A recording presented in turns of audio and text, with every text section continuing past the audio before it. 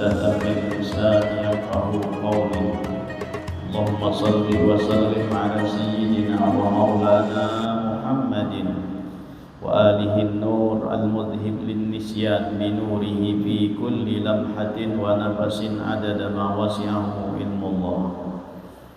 Bersyukur kita ke hadrat Allah Subhanahu wa Ta'ala dengan berkat taufik dan hidayahnya, sehingga kita bisa berkumpul, bermajlis, bersilaturahmi dan beriktikaf di dalam masjid ini.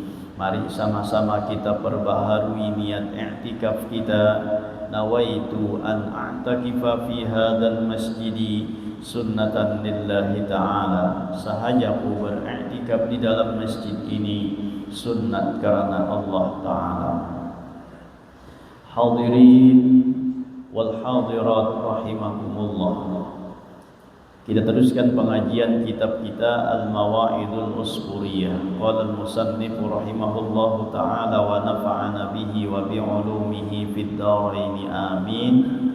Hadis yang ke-32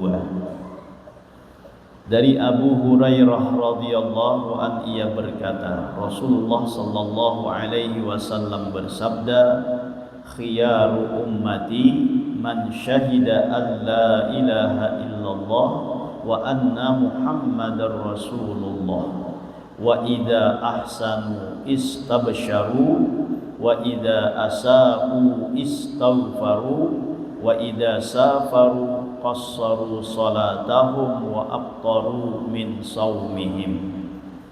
Inna shirara ummati alladhina wulidu fin ni'ami wa ghuddu fin ni'ami wa himmatuhum alwanu ta'ami wa alwanu syarabi wa idza takallamu tashaddaqu wa idza mashu tabakhtaru. Wailun lil jarrarina adyalan wal akilina ibdalan wan natiqina ash'aran.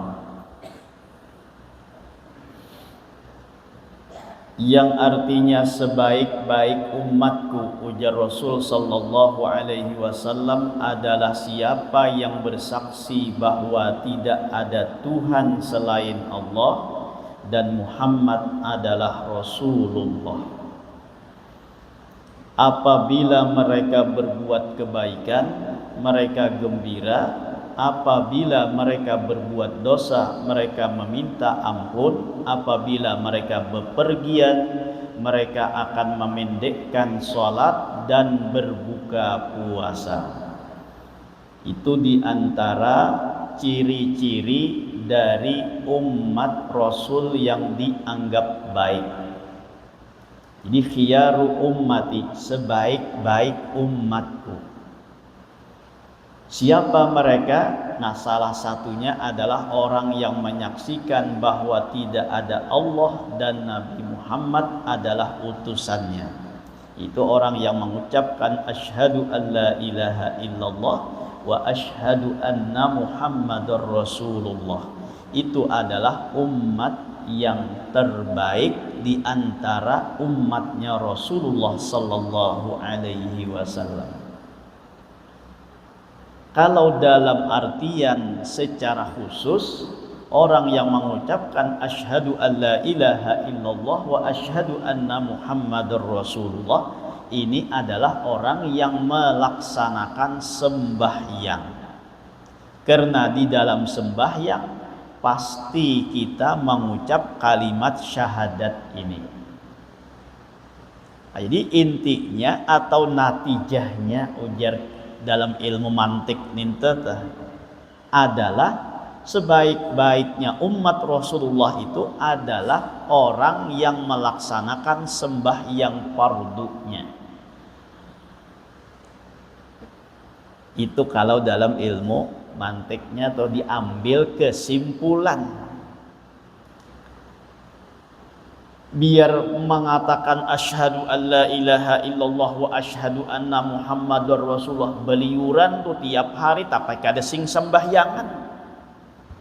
Itu kada termasuk khiyaru ummati. Nah, jadi secara khusus makna khiyaru ummati nang mengucap asyhadu an la ilaha illallah wa asyhadu anna muhammadur rasulullah, ini adalah orang-orang nang melaksanakan sembahyang 5 waktunya. Nah, kayak itukah kita kadakah? Bilanya kada melaksanakan sembahyang, berarti tidak termasuk sebaik-baik umatnya Rasulullah sallallahu alaihi wasallam. Kita sudah bisa melaksanakan 5 waktu, alhamdulillah. Bini pang kayak apa? Bini pulang tuh alhamdulillah, anak pang kayak apa? Nah, itu tanggung jawab kita.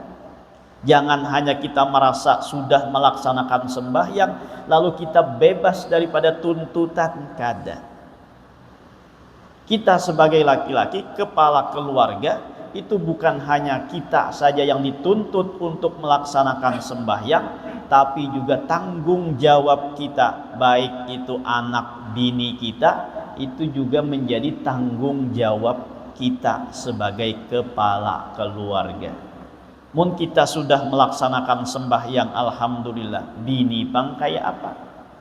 Bini juga sudah, anak pang kayak apa? Karena itu menjadi tanggung jawab kita. Nang dipertanyakan kayaknya tuh bukan hanya sembahyangnya kita, tapi sembahyang nang kita tanggung itu juga tuh. Bini kita perhatikan sembahyang kakadakah? Anak kita perhatikan melaksanakan sembahyang kakadakah? Jangan hanya tahu kita gawi aja. Kalau Ramadan ini alhamdulillah aja bang tuh masjid pada hibak dah, rami melaksanakan sembahyang berjamaah, sembahyang tarawih. Tapi kayaknya imbahnya membakaskan itu kadakah? Memberikan pengaruh kan itu kadakah? Jangan hanya kita hanya di Ramadan ini aja cangkal beribadah, cangkal berbuat kebaikan, tapi tuntung Ramadan habis juga nah itu ibadahnya. Ramadan ini sebagai latihan aja tuh. Nah, kayak apa kita melaksanakan sembahyang berjamaah, kayak apa kita menjaga daripada berjamaah tersebut, seperti itu kita menjaganya di bulan Ramadan, maka hendaknya kayak itu juga kita menjaganya di luar daripada bulan Ramadan. Ini bulan latihan aja Ramadan ini. Kawa kita di Ramadan ini full terus sembahyang berjamaah terus, nah tuh jaga nangka itu pulang mungkaina di luar daripada bulan Ramadan. Jadi sebaik-baik umatku adalah mereka-mereka yang mengucapkan kalimat asyhadu an la ilaha illallah wa asyhadu anna muhammadar rasulullah. Wa idza ahsanu istabsyaru, apabila mereka berbuat kebaikan mereka gembira, mereka senang. Senangnya dari segi mana?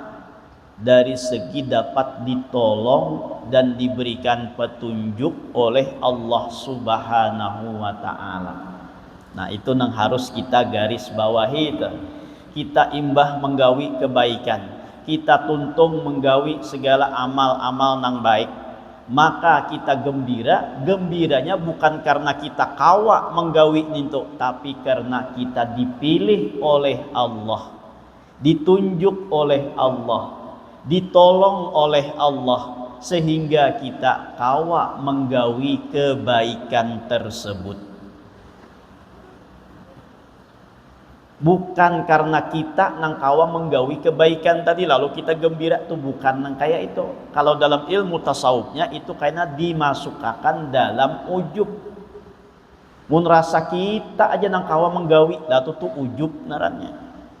Senang dengan kawaknya menggawi ini tuh kada ingat lawan tolongnya Allah, kada ingat lawan hidayahnya atau petunjuknya dari Allah. Nah, maka tuh kaina termasuk dalam sifat ujub. Jadi gembiranya kenapa?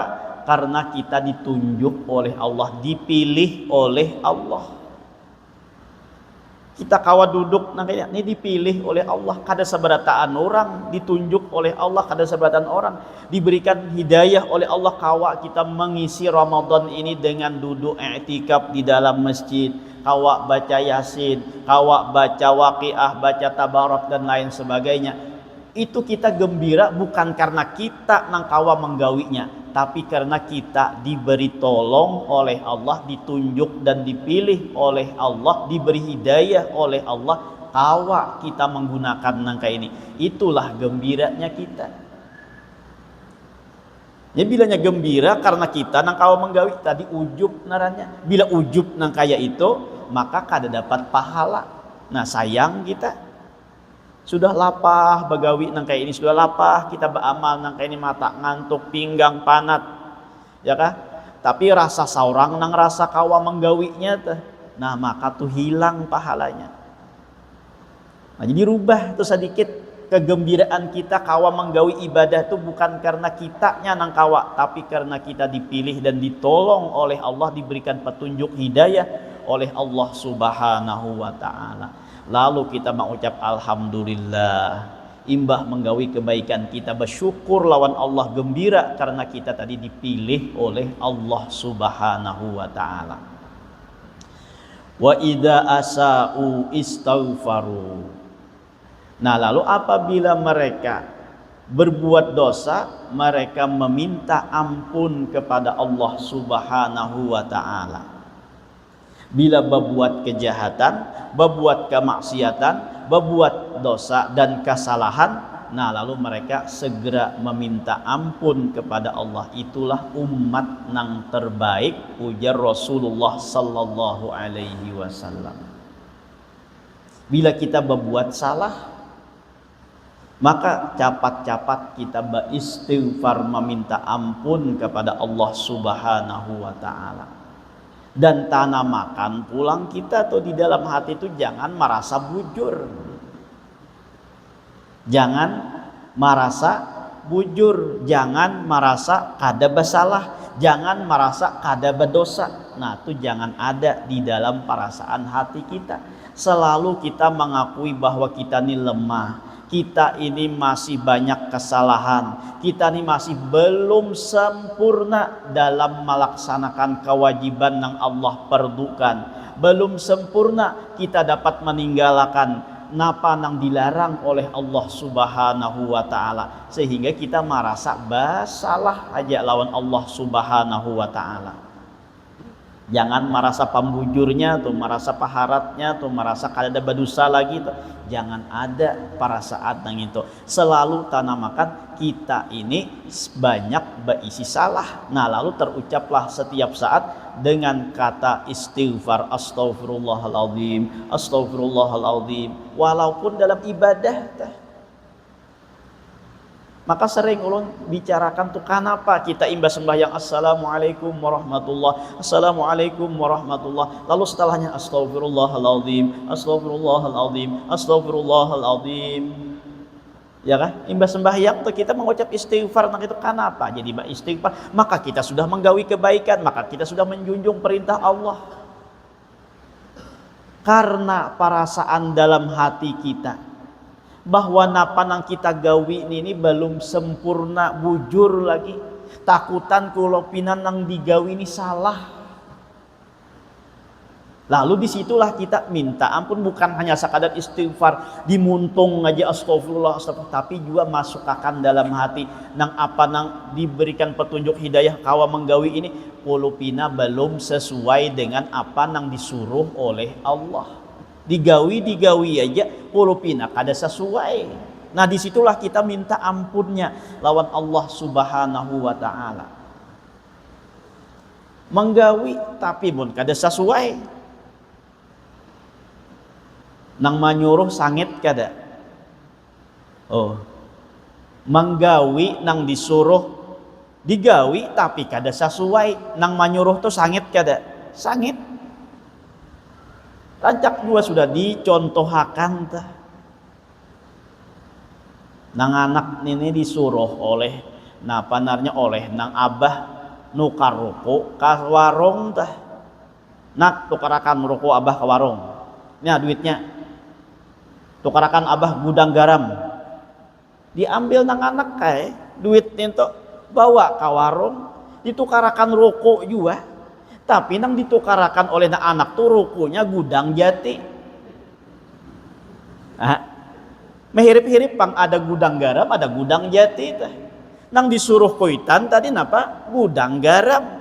Lalu nang ditukarakan gudang jati, bulik ke rumah. Napa habar? Bamamai kuitan nenek. Di mana mandak talinga? Sudah kupadahi gudang garam. Kenapa jadi gudang jati? Pang menampiling dah, pang memilas dah. Maulah kada sakit nang anak nenek sudah menggawi dipilas sapulang. Kayak itu juga kita dalam berbuat kebaikan. Kayak itu juga kita di dalam berbuat taat lawan Allah yang disuruh oleh Allah. Kita merasa kulupina balum bujur lagi nang apa nang disuruh oleh Allah. Lalu terucaplah dalam kalimat muntung kita, astaghfirullahaladzim, astaghfirullahaladzim, astaghfirullahaladzim. Nah nang kayak itu teh. Walau dalam berbuat taat sudah, jangan merasa paling bujur, merasa paling diterima sudah tah. Nah jadi di situ perasaan kita jangan ada merasa kada bersalah tadi tuh. Kita tanamakan bahwa kita ini banyak berisi kesalahan. Walaupun dalam keadaan taat tadi tuh, tetap kita merasa bahwa kita tuh masih belum bujur menggawi ketaatan itu dengan sebenar-benar apa yang dikehendaki oleh Allah Subhanahu wa taala. Dalam taat saja itu beristighfar, apalagi dalam berbuat dosa. Ya kan? Dalam taat saja itu inya beristighfar, inya merasa masih bersalah, apalagi amun dasar bujur berbuat dosa. Nama gini Makanya Rasulullah tuh mengajarkan lawan kita, beliau dalam sehari itu kada kurang istighfar tuh 100 kali. Inni la astaghfirullah fi kulli yaumin aktsar min 70 marrah. Ujar Rasulullah, aku tuh di dalam sehari itu lebih mengucap astaghfirullah tuh 70 kali. Ada dalam riwayat 100 kali dalam sehari. Itu Rasulullah nang kada sing dosaan. Dosa Rasulullah tuh nang telah lewat diampuni, nang akan datang diampuni, ia beristighfar juga. Inna fatahna laka fatham mubina liyaghfira laka Allahu ma taqaddama min dzambika wa ma ta'akhkhar. Itu Rasulullah, dosa nang telah lewat diampuni, nang akan datang nang belum digawi itu pun pacang diampuni juga. Nah kita kada ada jaminan nang ini. Makanya kita banyak-banyaklah untuk beristighfar kepada Allah Subhanahu wa taala. Jangan merasa bujur terus, merasa kada sing dosaan, merasa kada sing salahan. Kenapa? Karena seorang lihat di dalam puasa nenek, selain berpuasa, baca Quran, baca tasbih, baca zikir, baca sholawat, baca segala macam kebaikan-kebaikan, apa tuh kalimat-kalimat yang baik, buat amal soleh, dan itu pun jangan merasa bujur sudah. Itu pun jangan merasa kada ada bisi salah, bisi kesalahan tuh tetap ditanamakan dalam hati kita bahwa kita ini banyak berisi salahnya. Nah lalu tak ucap dalam muntung kita yaitu istighfar, mengakui nang itu. Apalagi mun beristilah tuh duduk di tengah malam, orang lagi guringan, seorang duduk beristilah di situ, mengakui banyak berisi dosa, banyak berisi kesalahan, apalagi sampai pulang tuh meneteskan air mata, mengakui banyak salahnya, banyak dosanya lawan Allah Subhanahu wa taala. Nah, maka itu sangat dicintai oleh Allah. Berakui seorang itu banyak dosa, merendahkan diri di hadapan Allah, merasa paling seorang tuh nang banyak berisi dosa. Nah tanamakan nang kayak itu. Kayak itu juga dimanapun kita berada, dimanapun kita duduk, bahwa aku ini nang paling hina, aku ini nang paling banyak berdosa daripada yang lain. Lalu berucap astagfirullah, minta ampun oleh Allah, ampuni ulun ya Allah dan orang-orang yang ada di sekitar ulun ini. Tuh hendaknya kayak itu juga teh. Tuh permainan hati ya Jepang minta. Di manakah kita duduk, di manakah kita bakawan, di manakah kita bersama-sama lawan nang lain, tanamakan ulun nang paling banyak berdosa. Minta ampun ya Allah ulun ya Allah, dan ampuni juga nang seorang nang sakadudukan lawan ulun ini. Nah tuh hendaknya kita kayak itu tuh, jangan merasa kita tuh kada sing dosa kan.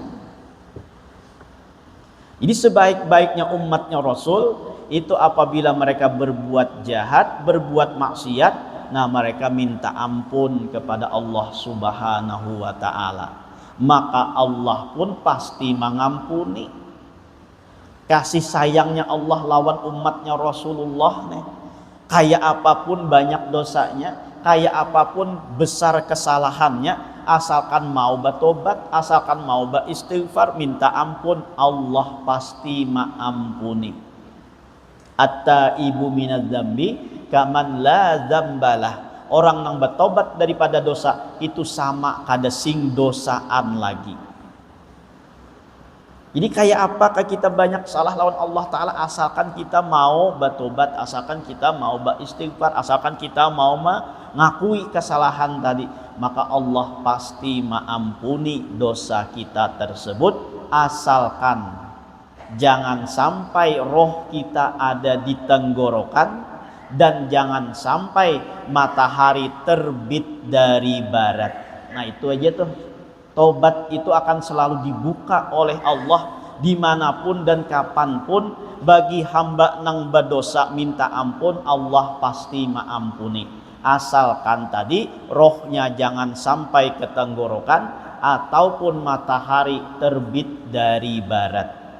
Itu adalah sudah ditutupnya pintu taubat. Nah selama pintu taubat ini dibuka oleh Allah, maka banyak-banyaklah kita meminta ampun kepadanya. Jadi orang yang mau beristighfar itu apa? Orang yang merasa inya banyak bersalah. Bila ada perasaan tadi itu kada berisi dosa, kada berisi salah, nah maka orang ini jarang beristighfar. Kenapa? Karenanya merasa kada berdosa. Nah, jadi tanamkan dalam hati kita bahwa kita ini selalu banyak berisi kesalahan. Wa idza safaru qassaru salatahum wa aftaru min saumihim. Apabila mereka bepergian, mereka akan memendekkan salat dan berbuka puasa. Bila mereka musafir, bepergian lebih daripada 80, ada yang mengatakan 90 km, nah maka bagi mereka itu dibolehkan untuk memendekkan sholat atau ujar kita mengqasar sembahyang, dan boleh untuk menjamaknya, dan boleh bila dalam berpuasa untuk berbuka puasa. Bila kita tulak lebih daripada 80, satu kaul ada yang mengatakan 90, nah maka di dalam perjalanan itu kita boleh untuk menjamak dan mengqasar sembahyang. Bahkan itu dianggap baik. Karena apa? Karena itu sebuah keringanan dari Allah Subhanahu wa ta'ala.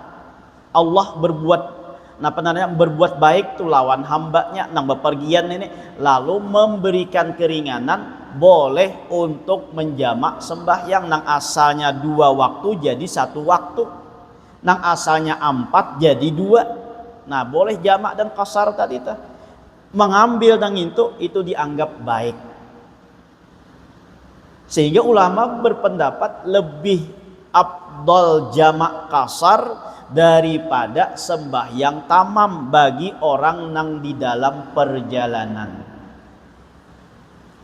Orang dalam perjalanan musafir itu sembahyang tamam, dan orang nang musafir tadi pulang ada nang jamak kasar, maka nang lebih afdal jamak kasar nih.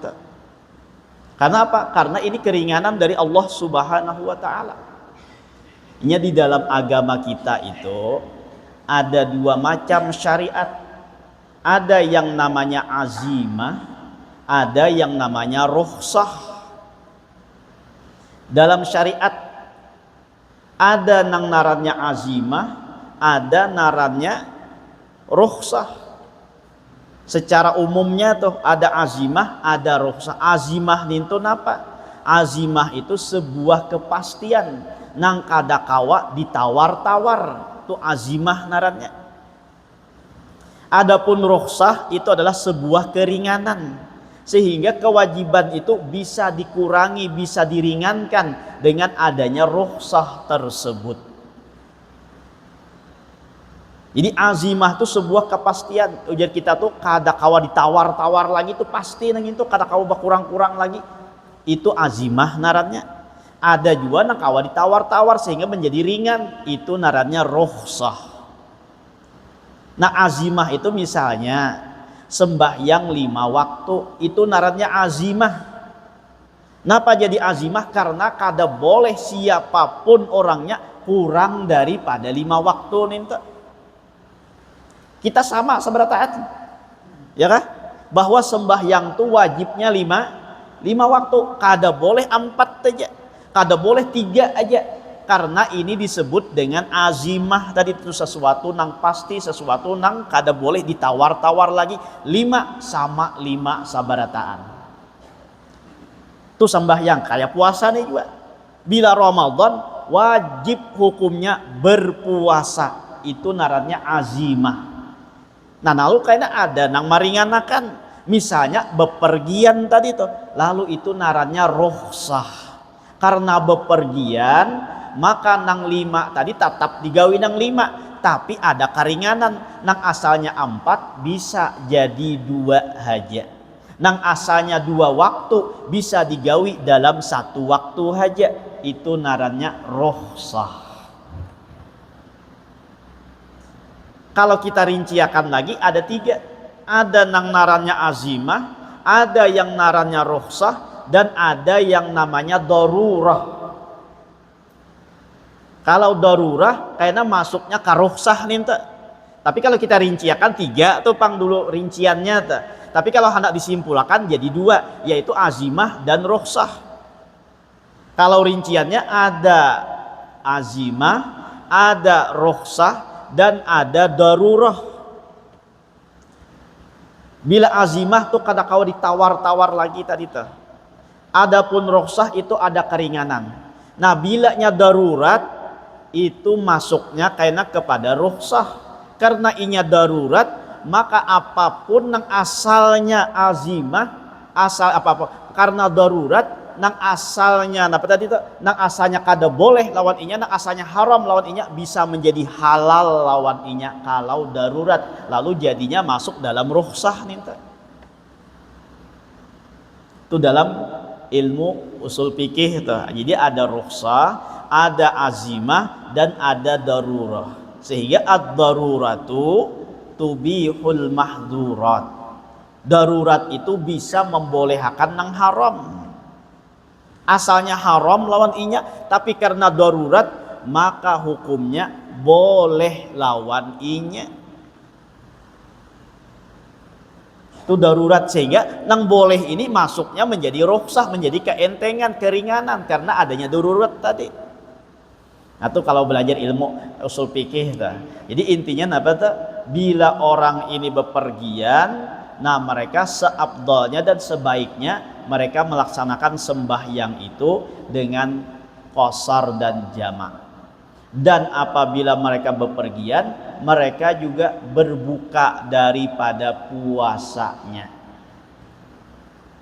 Jadi bepergian tuh lebih afdal kada puasa daripada berpuasa. Tapi nang berpuasa, nang kada berpuasa bepergian tadi, bila sudah kada bepergian lagi, maka wajib hukumnya mangqadha. Nah, kada langsung hangus tuh gara-gara bepergian lalu kada berpuasa dan kada mangqadha, kada. Wajib hukumnya mangqadha di hari nang lain. Itu bagi nang apa naranya, bagi nang bepergian tadi tuh, bagi nang musafir. Adapun bagi orang nang tuha, nang kada kawa berpuasa, sehingga tuh napa narannya bilanya berpuasa membuat inya sakit atau bahkan bisa meninggal, nah bisa membuat parah misalnya sakitnya, nang Tuhan ini kada kawa berpuasa lagi, kada kawa berpuasa lagi tuh.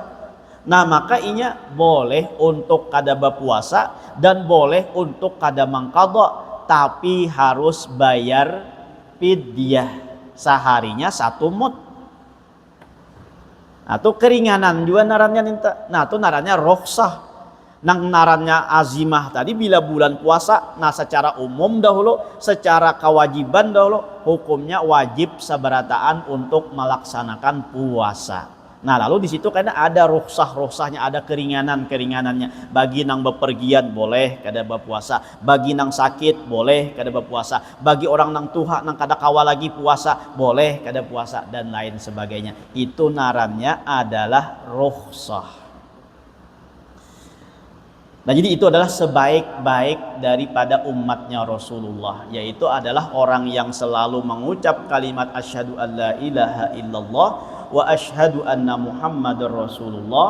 Yang kedua adalah orang yang apabila berbuat baik mereka gembira.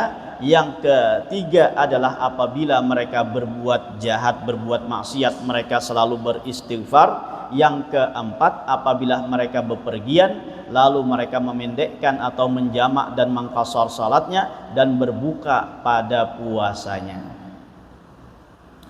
Inna syirara ummati alladzina wulidu fin ni'ami wa ghuddu fin ni'ami wa himmatuhum alwanut ta'ami wa alwanus syarabi ila akhirih. Nah itu aja gan dulu kaina pulang kita sambung. Jadi kayak apa pulang kategori umat nang paling jeleknya di antara umatnya Rasulullah sallallahu alaihi wasallam. Nang tadi itu adalah umat nang terbaik. Lalu bagaimana umat nang terjelek? Insyaallah kita sambung nang akan datang. Nang penting kita baniat pulang, mudah-mudahan panjang umur kawan nuntut ilmu, ya kan? Karena kita kada tahu kapan datangnya kematian tersebut. Nah kadang kita menyangka ya kata kawan kita nang jamaah kita tuh siapa ulun nyambet kumandan aja bang, siapa tuh beliau amat ya kah ya. Tapi insya Allah beliau husnul khatimah tuh ya kah, karena sebelum kita libur semua mesti hadir dan kita berniat untuk nuntut ilmu pulang tuh, walaupun pada arba sebelumnya kita liburakan tuh, tapi kita berniat karena bulan puasa kita nah benarannya kita nuntut ilmu. Ternyata beliau kada sempat lagi bertemuan hari arba, hari Selasa semalam sudah meninggal dunia. Nah mudah-mudahan beliau dapat rahmat dari Allah, diampunkan dari segala kesalahannya, dan semoga kita diberikan taufik hidayah untuk selalu bisa berbuat kebaikan, dan mudah-mudahan kita dipanjangkan umur, disihatkan badan, dilapangkan dari segala urusan, dikabulkan dari segala hajat dan permohonan. Semoga kita juga dimatikan dalam keadaan iman wal Islam, masuk surga bersama Rasulullah sallallahu alaihi wasallam. Amin ya rabbal alamin. Belum minta halal, minta maaf, minta ridha dunia akhirat. Ala hadhihi niyyah wa kulli niyatin shalihah wa ala ma nawa bi salafus shalih wa ila hadratin nabi al-fatihah.